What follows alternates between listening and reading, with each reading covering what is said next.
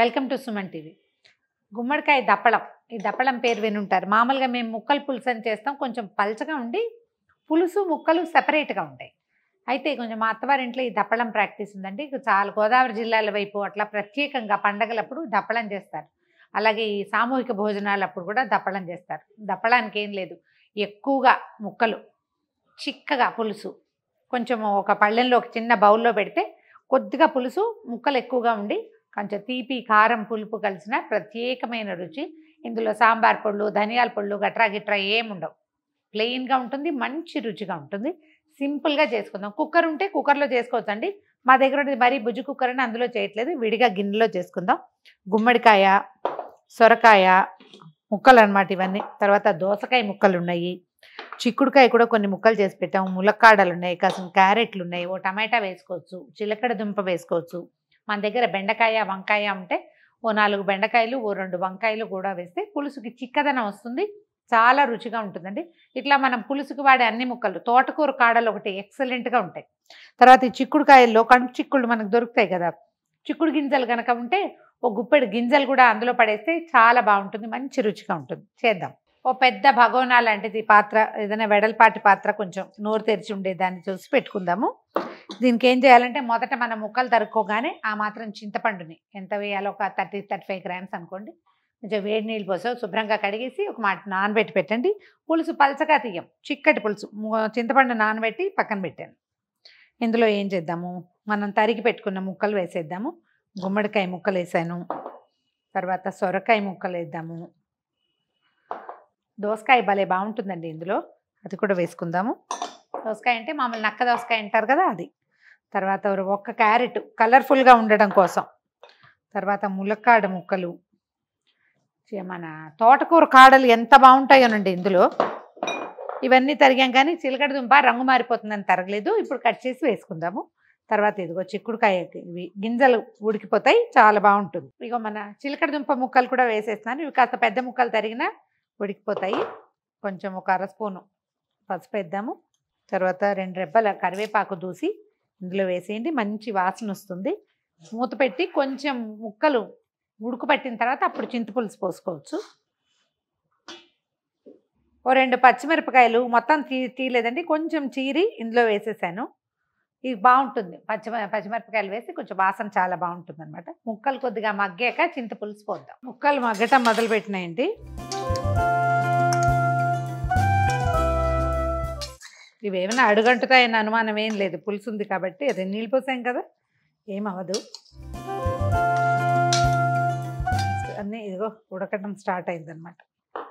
ఇప్పుడు చింతపండు పులుసు పోసేసేద్దాము. దీన్ని నిండా కూడా పోసుకోవచ్చు, మనం చిక్కగా చేసేసుకుంటాం దీన్ని. మా ఫ్రెండ్ ఒకరైతే మరి కాసిన నీళ్ళు పోసి చింతపండు తడిపి ఉంచిన చింతపండే పెట్టేస్తారు, రసం తీయరు. నేను తీసినట్టుగా అదొక అలవాటు, వాళ్ళ ఇళ్లలో అంతే చేస్తారట. చింతపండు మరి పిప్పిలాగా చేతిగా వస్తూ ఉంటుంది కదా అంటే ఉడికిపోతుంది, అంతేం కనపడదు అంటారు, వాళ్ళ అలవాటు. పులుసుకి ముక్కలకి సరిపడా ఉప్పు వేసేద్దాము. అలవాటు ఉంటే రాళ్ళు ఉప్పు వేసుకోండి, లేకపోతే మెత్తటి ఉప్పు అయినా సరే వేసేసి దీన్ని కొంచెం ఓరగా, ముక్కలు లేకపోతే పులుసు పొంగు వచ్చేసరికల్లా బయటకు వచ్చేస్తుంది, కాస్త ఓరగా మూత పెట్టి ముక్కల్ని పులుసులో ఉడకనిద్దాం. మన పులుసు మరుగుతోందండి. దప్పలం పక్కదాని మీద పెట్టాను. కొంచెం చిన్న తిరగమాత వేసుకుందాము, తాలింపు వేస్తే బాగుంటుంది. చాలా పెద్ద నూనె మక్కర్లా, ఒక 2 స్పూన్లు నూనె సరిపోతుంది. నూనె కాగాక ఒక చిన్న స్పూన్ మెంతులు పులుసుల్లో బాగుంటాయండి, వేసుకోవాలి. మెంతులు వేగంగానే ఒక 1/2 టీ స్పూన్ ఆవాలు చిటపటలాడగానే కొంచెం మినపప్పు, ఒక చిన్న స్పూన్ జీలకర్ర, కొద్దిగా ఇంగువ, ఒక ఎండుమిర్చి వేయండి, వాసన బాగుంటుంది. ఈ పోపునెత్తి పులుసులో పోసేద్దాం. ఓ 2 స్పూన్ల బియ్య పిండిని నీళ్ళల్లో కలిపి ఇందులో పోసేద్దాం, ఎందుకంటే ఇది చిక్క కావాలి మనకి. ఇప్పుడు ఇలా ఉంది, తీర్థానికి తీర్థం, ప్రసాదానికి ప్రసాదం. చూడండి, పులుసుగా ముక్కలుగా ఉన్నాయి కదా.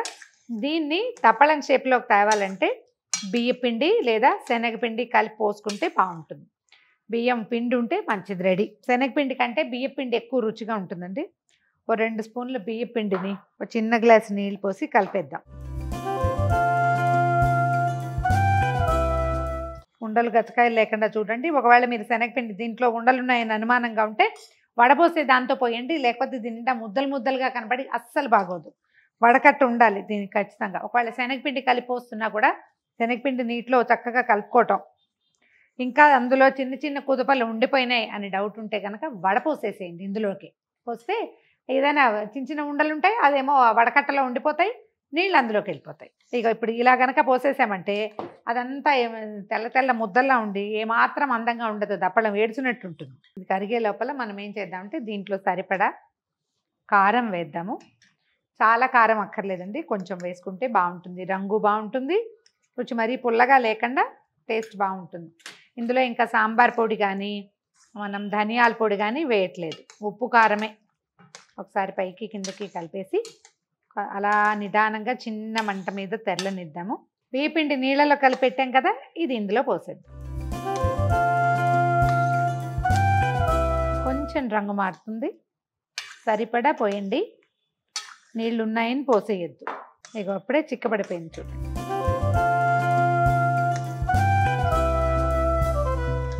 చిక్కపడి మరి కొంచెం దగ్గర పడినివ్వండి.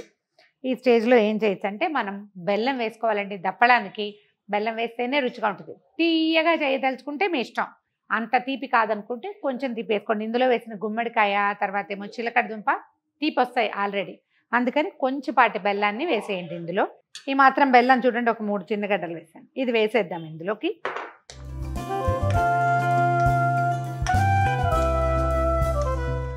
ఇందులో చిక్కుడు గింజలు అన్నీ మంచి మంచి వాసనలు వస్తున్నాయండి. ముక్కలు కూడా చూడండి ఎంత బాగా చక్కగా ఉడికిపోయినాయో. చక్క ఫ్రెష్ కొత్తిమీర కడిగేసి దీంట్లో వేసేయండి. బెల్లం కావాలనుకుంటే మరి కాస్త వేసుకోండి, లేకపోతే కొంచెం తగ్గించుకోండి, అది మీదే చాయిస్.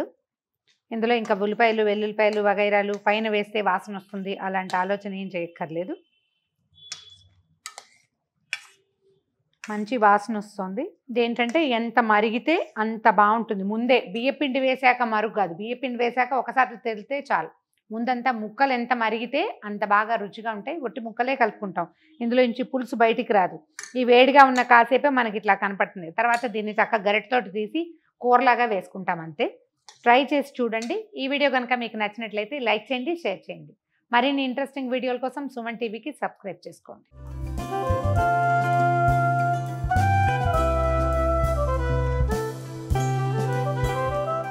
ఘుమఘుమలాడే కమ్మని చిక్కని రుచికరమైన దప్పలం.